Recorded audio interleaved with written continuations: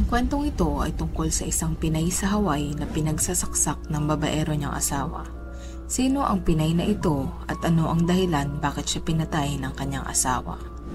Welcome to Tagalog Story Files. Kung ikaw ay mahilig sa kwentong krimen, katatakutan, trivias at general knowledge ay huwag kalimutang mag-follow at mag-subscribe. Ang mag-asawang sina Kathy at Steve at ang kanilang 4 na anak ay masayang naninirahan sa Hawaii. Ngunit ang tahimik at malaperpekto nilang pamilya ay nabalot ng kalungkutan dahil sa isang karumal-dumal na pangyayari na naganap noong May 29, 2010. Ang padre de pamilya na si Steve Dingle ay orihinal na taga Pangasinan. Ang ina ni Steve ay nakapag-asawa ng isang Amerikano. Di kalaunan ay inampun siya ng bago niyang ama at kinuha sa Pilipinas para manirahan sa Hawaii. Noong taong 1996, napagdesisyonan ni Steve na bumisita sa Pilipinas. Siya ay lumipad mula Hawaii patungong Pilipinas kasama ang kaibigan ng kanyang ina na si Ludovico. Ayon sa report ay gusto ng kaibigan ng kanyang ina na si Ludovico na manirahan sa Pilipinas para magretiro dahil mas masaya umano at mas magiging maayos ang kanyang pagreretiro sa Pilipinas kumpara sa Amerika. Kaiba naman sa dahilan ni Steve kaya siya umuwi ng Pilipinas. Nais umuwi ni Steve ng Pilipinas para makakilala at humanap ng isang Filipina na magiging asawa niya at dadalhin sa Hawaii. Si Steve ay 26 years old noong mga panahon na iyon. Para sa kanya ay isa siyang perpektong binata dahil meron siyang magandang trabaho sa ibang bansa at confident din siya na handa na siyang maging padre de pamilya. Nung sila ay nasa Pilipinas na, pinakilala siya ni Ludovico sa napakaraming kababaihan, ngunit ni isa sa mga ito ay wala siyang nagustuhan. Ilang araw bago siya bumalik ng Hawaii, habang siya ay nag-aayos ng kanyang mga bagahe ay kumatok sa pintuan si Ludovico. Binisita siya nito upang makisuyo ng ilang bagay na ipapadala sa mga kamag-anak nito sa Hawaii. Agad-agad naman binuksan ni Steve ang pinto nang marinig niya si Ludovico ang kumakatok. Pagbukas niya ng pinto ay napansin niya agad ang kasama ni Ludovico na dalaga. Ang dalagang ito ay kinilalang si Catherine Esteves. Siya ay apo ni Ludovico. Si Cathy ay 16 years old nung panahon na iyon. Siya ay pinanganak noong March 3, 1972 sa Mangaldan, Pangasinan. Nagustuhan agad ni Steve si Cathy nung una niya itong makita. Ngunit tutol naman si Ludovico sa nararamdaman ni Steve dahil malaki ang agwat ng edad nila at hindi pa nakakagraduate ng high school ang kanyang apo na si Cathy. Hindi naman pinansin ni Cathy ang komento ng kanyang lolo dahil sa tingin niya ay gaganda ang buhay niya kapag naging nobyo niya si Steve dahil maari siya nitong dalhin sa ibang bansa. Para kay Steve ay perpekto si Cathy. Nakikita niya ito bilang isang masipag, matalino at mainhin na dalaga. Maraming tumutol sa pagmamahala ni na Steve at Cathy. Unang-una na ang pamilya ni Cathy. Kaya kahit umalis na si Steve at nakabalik sa Hawaii ay hindi niya pa rin nakuha ang suporta ng pamilya ni Cathy. Nang siya ay dumating sa Hawaii, bumalik siya sa kanyang trabaho bilang isang bellman sa Marriott Hotel and Spa. Madalas siya mag-overtime sa trabaho para makaipon ng pera para makauwi muli sa Pilipinas at makasama si Cathy. Dahil sila ay magkalayo, madalas nilang sulatan ang isa't isa. Ayon sa interview sa tiyahin ni Cathy, ay tinanong daw siya ng kanyang pamangkin kung mabuting tao ba si Steve dahil gusto nitong makasigurado na may magandang ugali si Steve.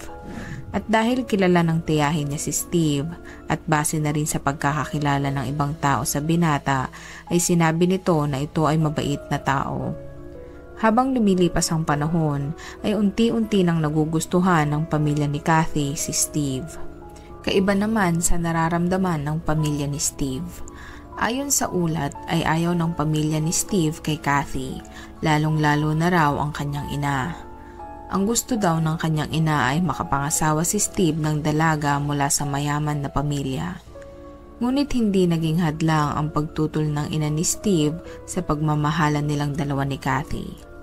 Noong tumungtong ng 18 years old si Cathy, ay bumalik sa Pilipinas si Steve para mag-propose sa dalaga. Agad namang pumayag si Cathy sa aya ni Steve na magpakasal. Sila ay ikinasal sa Pangasinan. Dinaluhan ito ng kanilang mga mahal sa buhay maliban sa mga magulang ni Steve dahil tutol ito sa kasal nila. Dinala ni Steve si Cathy sa Hawaii matapos ang kasal. Sila ay nanirahan sa isang apartment sa Hilo downtown sa Hawaii.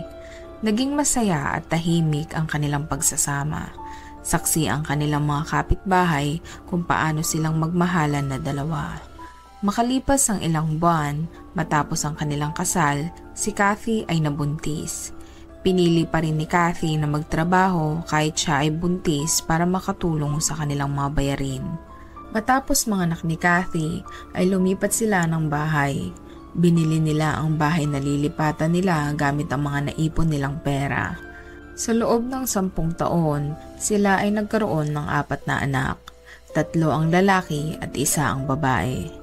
Kahit maraming taon na ang lumipas ay hindi pa rin tanggap ng ina ni Steve si Cathy. Siya ay tutol pa rin sa pagmamahalan ng dalawa. Sa interview na ginawa sa mga pinsan ni Cathy ay inilahad ng mga ito na hindi nila alam ang dahilan kung bakit galit na galit ang ina ni Steve kay Cathy. Ayon naman sa mga kapatid ni Steve, si Cathy daw ay magastos. Madalas daw itong magpadala sa kanyang pamilya ng package at pera na hindi alam ni Steve. Dahil doon, kaya't madalas nagkakaroon ng away ang mag-asawa. Mas lalo pang lumala ang pag-aaway ng dalawa nang ipakita ng ina ni Steve sa kanya ang isang litrato. Ang litratong ito ay ang bahay ng ina ni Cathy. Pinapagawa ang bahay na ito at sa kanyang palagay ay si Cathy ang nagpapadala ng pera na pampagawa nito nang hindi alam ni Steve. Agad na niwala si Steve sa kanyang ina na makita ang litrato at kinumpronta niya si Cathy. Sa sobrang galit niya ay ultimo paliwanag ng kanyang asawa ay hindi niya pinakinggan. Ang dating masaya nilang pagsasama ay unti-unting nasira dahil sa mga pagdududa ni Steve sa kanyang asawa na nilulustay nito ang pera na kanilang pinaghirapan at ipinapadala sa kanyang pamilya sa Pangasinan imbis na gamitin sa sarili nilang pamilya. Dahil sa madalas nilang pag-aaway ay lumayo ang loob ni Steve sa kanyang asawa at mga anak.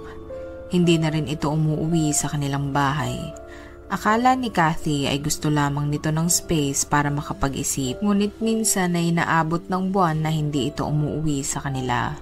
Kapag tinatanong umano siya ng kanyang mga anak kung bakit hindi siya umuwi, ang lagi niyang sinasabi ay nagtatrabaho siya para masuportahan ang kanilang pangangailangan.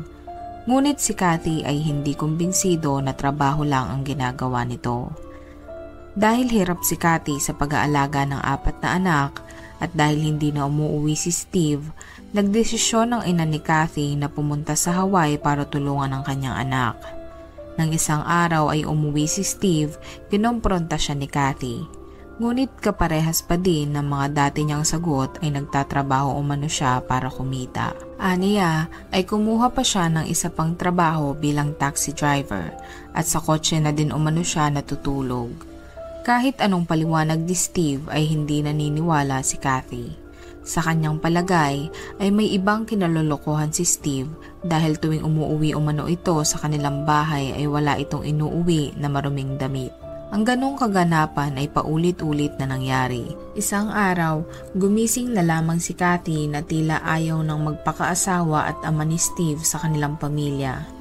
Hindi na rin ito tumutulong sa pagbabayad ng kanilang bills at mortgage, kaya napilitan siyang kumuha ng isa pang trabaho para hindi maremata ang kanilang bahay. Ang buhay ni Cathy ay umiikot na lang sa kanyang mga anak at trabaho. Maraming katanungan si Cathy sa kanyang isip. Ito ay nasagot lamang nang minsang umuwi si Steve sa kanilang bahay.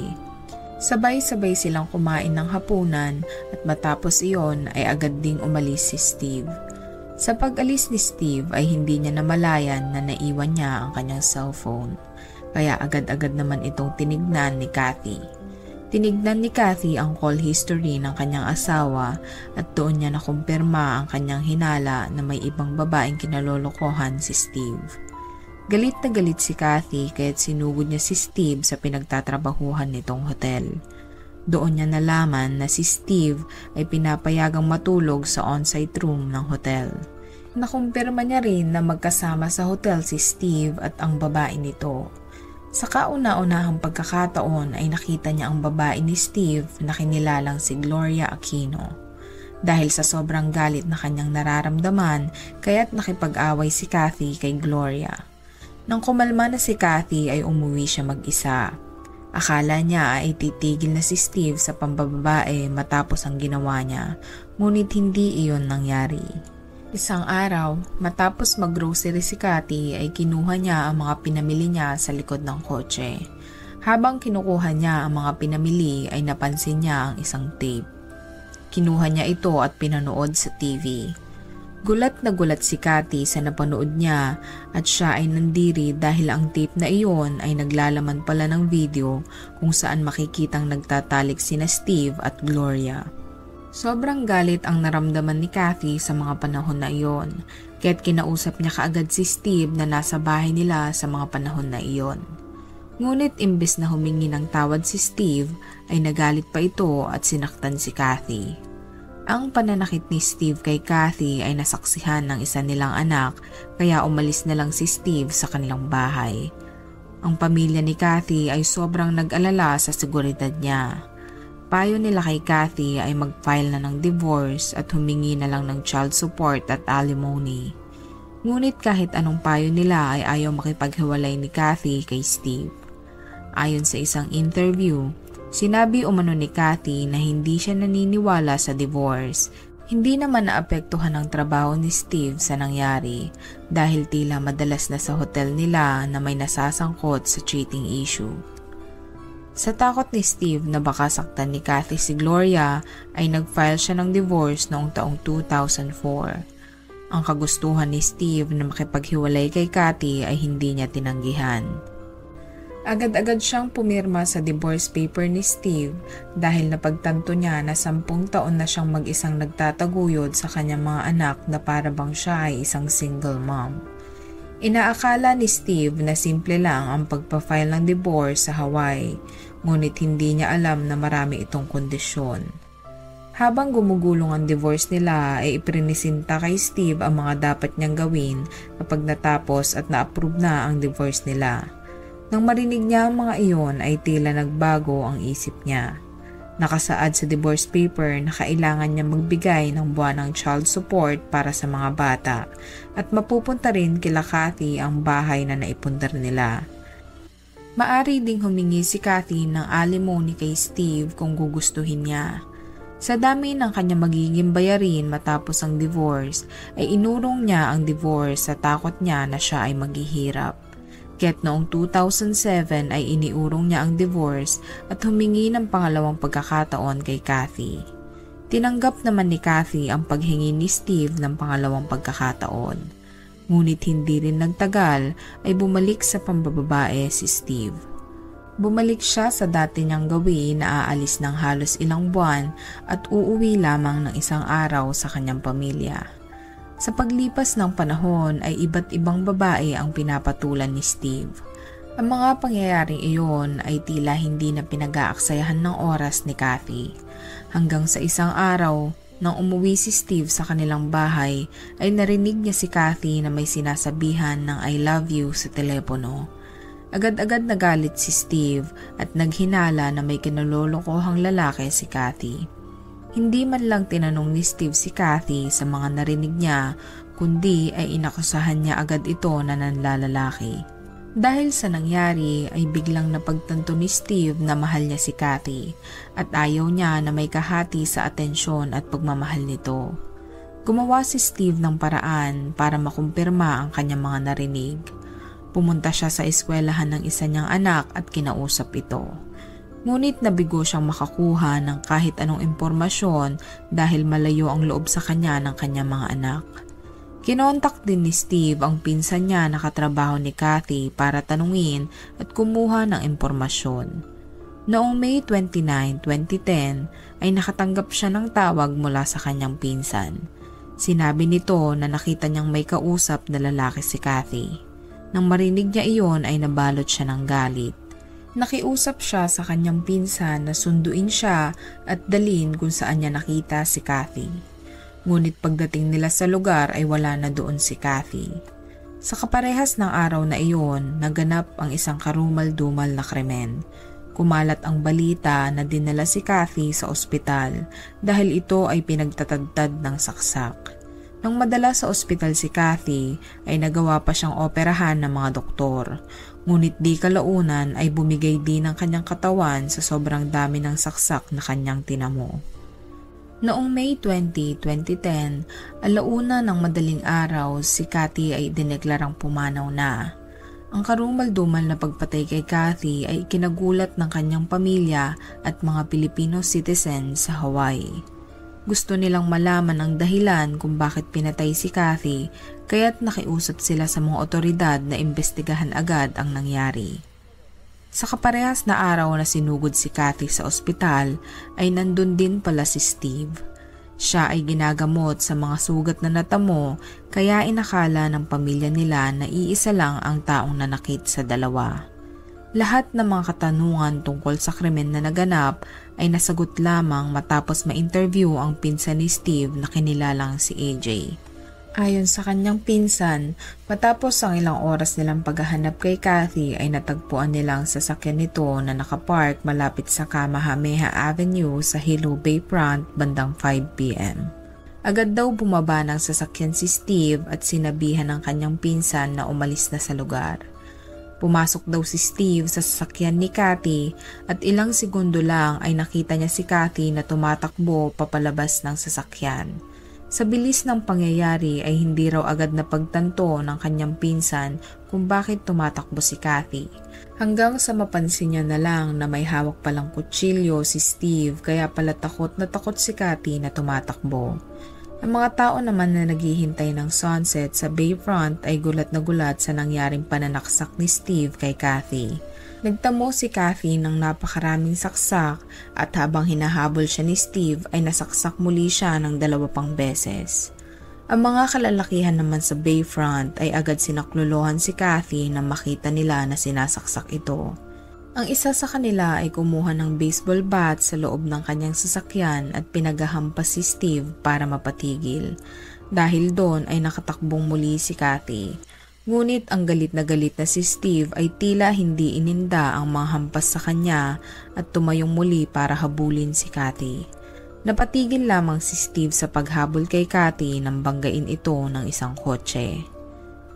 Gamit ang mga impormasyon at mga salaysay mula sa mga witness ay agad-agad nilang inaresto si Steve. Siya ay sinampahan ng kaso na second-degree murder.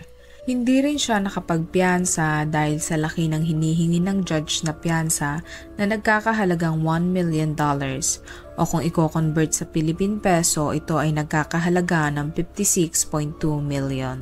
Habang hinihintay ang paglilitis, si Steve ay nakakulong. Sinubukan din ng kampo ni Steve na palabasin na siya ay may problema sa pag-iisip kaya niya nagawa ang krimen.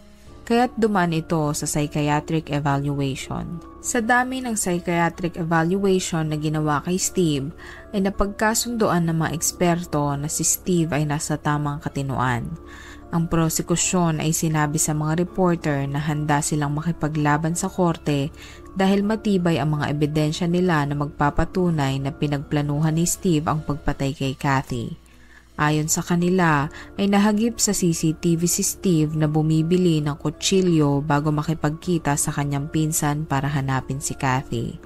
Hinanap umano niya si Kathy hindi para kausapin kundi para patayin dahil inaakala nito na si Kathy ay may kalaguyo. Sa dami ng ebidensyang hawak ng mga otoridad ay pinanghinaan na ng loob ang kampo ni Steve na sila ay mananalo sa korte. Kaya't noong August 2012 ay tinanggap na lang ni Steve ang plea agreement. Nag-plead siya ng guilty at siya ay nahatulan na makulong panghabang buhay. Kapalit ng pagpiplead niya ng guilty ay pumayag ang judge na mabigyan siya ng parole. Ang pamilya at lahat ng nakakakilala kay Kathy ay lubos na nagdadalamhati sa pagkawala niya. Isang mabuting ina at kaibigan ang walang awang pinatay dahil lamang sa paghihinala na wala namang basihan. Ang lahat ng nakikiramay sa pagkawala niya ay inalala ang 38 taon na Filipina. Ang mga pumunta sa vigil ay nag-iwan ng bulaklak para sa namayapang si Kathy. Ginamit din nila ang pagkakataon na iyon para paalalahanan ng mga kababaihan na kung sila ay nakakaranas ng pang-aabuso sa kanilang mga kabiyak ay huwag matakot na humingi ng tulong sa mga otoridad. Ang Filipino community naman sa Hawaii ay tulong-tulong na nagsagawa ng fundraising para makalikom ng pondo na maaring makatulong sa mga naulilang anak ni Kathy. Ang custody ng mga anak ni Kathy ay hindi rin tiyak kung kanino na igawad, pero maaring ibinigay ng korte ang custody sa mga magulang ni Steve o kung hindi naman ay sa iba pa nilang mga kaanak sa Hawaii. Marami ang magtatanong kung totoo bang may lalaki si Kathy kaya siya pinatay. Ngunit hindi pa rin tiyak ang kasagutan na ito dahil walang nangyaring paglilitis. Kahit nasabihin na may lalaki o babae na kalaguyo ang isang tao, sa batas ng Estados Unidos ay wala pa rin karapatan ng sinuman na pumatay ng isang tao. Anong masasabi mo sa kasong ito? At kung ikaw ang tatanungin, sapat ba na dahilan ang pagluloko ng isang tao sa relasyon para siya ay patayin? Kung may kaso kayong gustong itampok sa ating channel ay huwag mag-atubiling i-comment ito. At kung nagustuhan mo ang video na ito ay huwag kalimutang mag-like at mag-subscribe. Huwag din kalimutang i-on ang notification bell para maging updated ka sa mga bago naming videos. Thank you for watching.